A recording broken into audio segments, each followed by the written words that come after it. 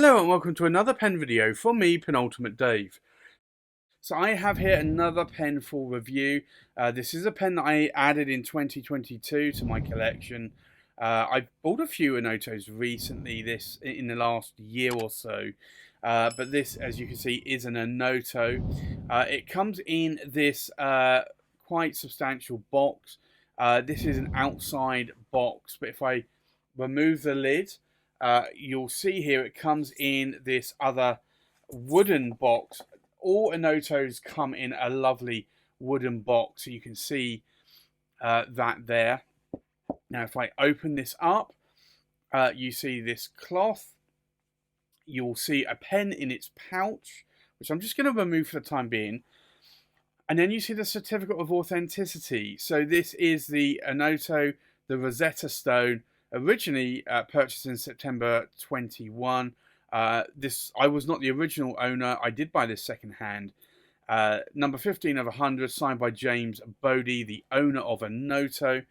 And what I will do, I will just show you here. If I lift the pen tray up, there's a number of things you get in here.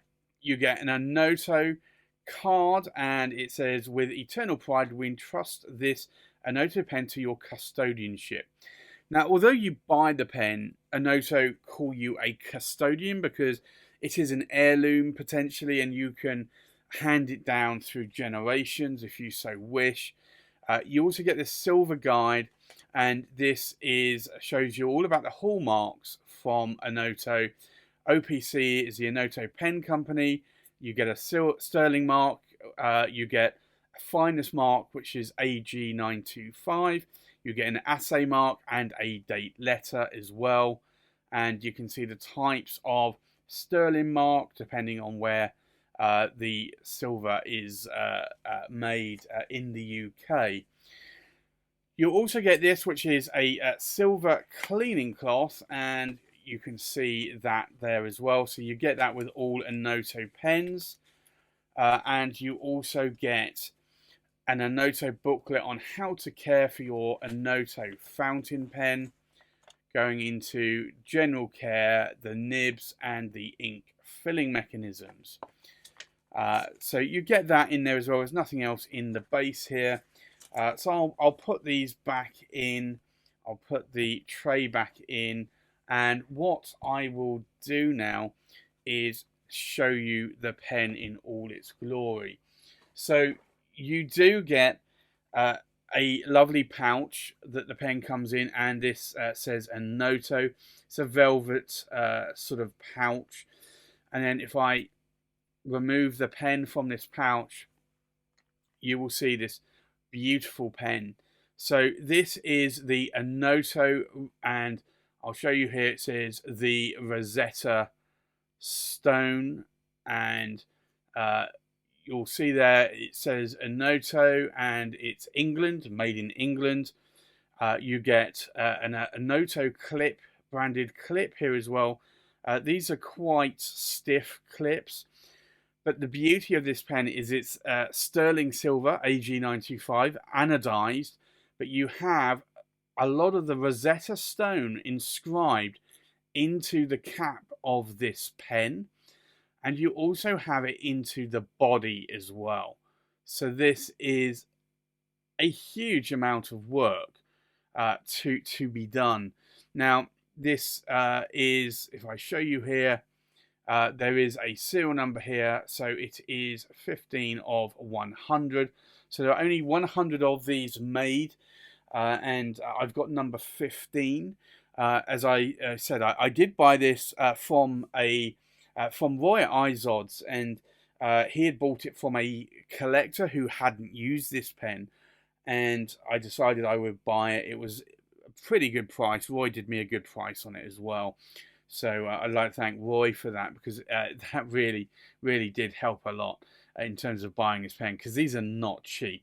These retail at UK retail prices of $3,995. So this is not a cheap pen, but very good, and I do like it, and I did get a good discount on it. Now If I unscrew the cap here, you'll see it has a number 7 size Onoto 18 karat gold nib. It's a fine nib. You've got a silver section here as well, and you also have a cartridge converter. I know a lot of people actually say, well, anything on a pen over, say, £500, euros, or dollars, perhaps you should have a piston or a power vac filling mechanism. I used to think so for a very short period of time, but I actually realised that with the more expensive the pen, the having a cartridge converter, if that breaks at any point, it's a lot easier to fix just by replacing the converter. So this is a really weighty pen. It's just under 100 grams in weight in total. But you can see here in the size of my hand, it's actually quite nice. Can I post the cap? No, it's not designed to do so. Plus also you have metal threads here. So you are going to mark that silver. But as you can see here, you basically have the cap finial here. The pen tapers down slightly to the Rosetta Stone cap band. There is a slight step down onto the body, and then it tapers down towards the end cap there. And you will also see the hallmark there in silver, as well as the serial number there as well, 15 of 100. So I think with that, let's do a size check. We'll do a weight check. We'll do a pen comparison, and then we'll do a writing sample. So the full length of the pen, we are looking at about 155 millimeters in length. The length in the cap is about 65 millimeters in length. So that is quite a long pen, certainly what I would classify as an oversized pen. I think let's do a size check here from the tip of the tines or tip of the nib. We're looking at about 135 millimeters in length. So again, that is quite a long pen. I think we'll do a weight check.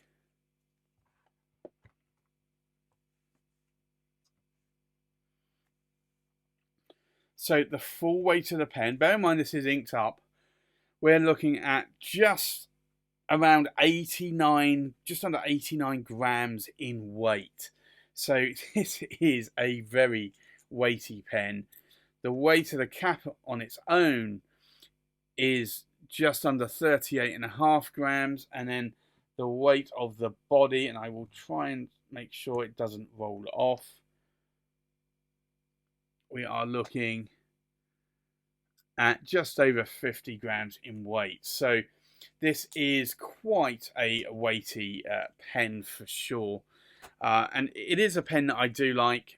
This is a beautiful pen. You can see all of this inscription here. It is a crazily detailed pen, and I have to say I am in utter awe of this pen. It is beautiful. It's a good size in my hand, and I can show you that again here. It's actually a really good size. I have large hands, so for me this is actually quite a nice size. I don't need to try and post that cap. It is a weighty pen as well. If you were able to post it, you would find that posting that cap, it would be very back weighted. So I think with that, let's do a comparison with other pens.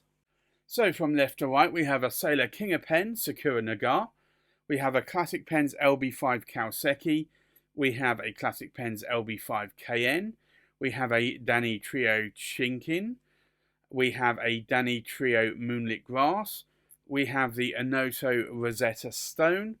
We have its sibling, the Onoto Magna Carta. We have a Visconti Last Templar Jacques de Molay. We have a Montegrappa Bartolomeo Ferracina in shiny circles.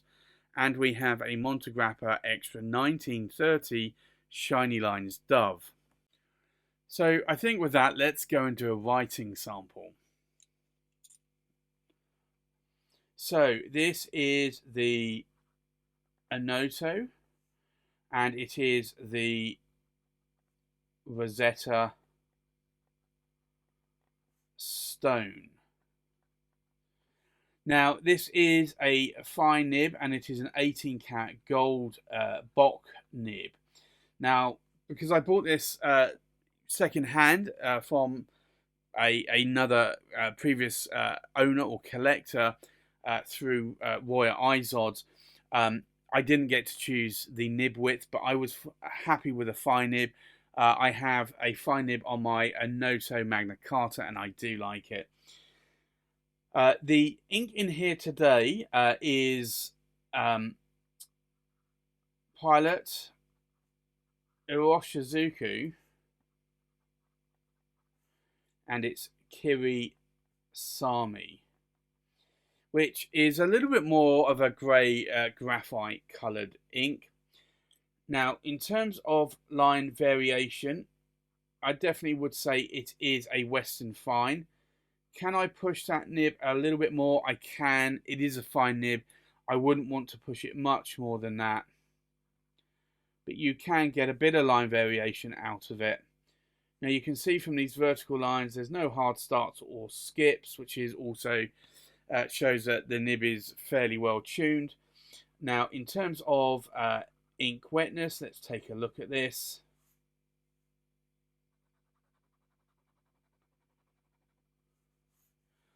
So it is a fairly wet pen. It's not an overly wet pen though.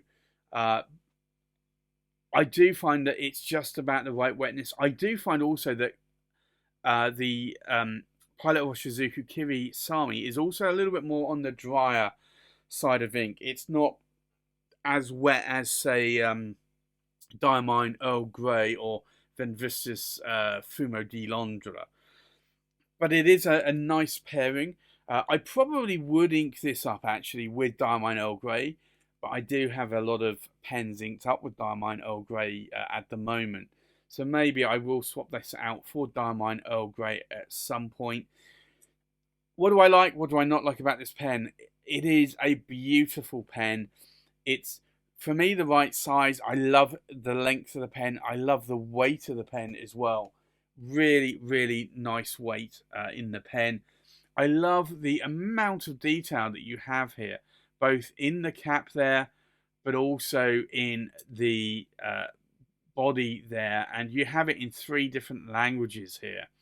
So this is really a beautiful amount of workmanship done by UK silversmiths here in the UK. Unfortunately, that does reflect in the cost of the pen. It's not a cheap pen. And that's partially why I also picked it up from another collector, because obviously the pen being sold secondhand has depreciated a little bit, and that allowed me to buy this. I don't think I would have been able to buy this pen brand new unless I got a significant discount. So this is a beautiful pen, and I've always wanted this pen, but I had settled originally for the Onoto Magna Carta, and since I have been lusting after the Rosetta Stone.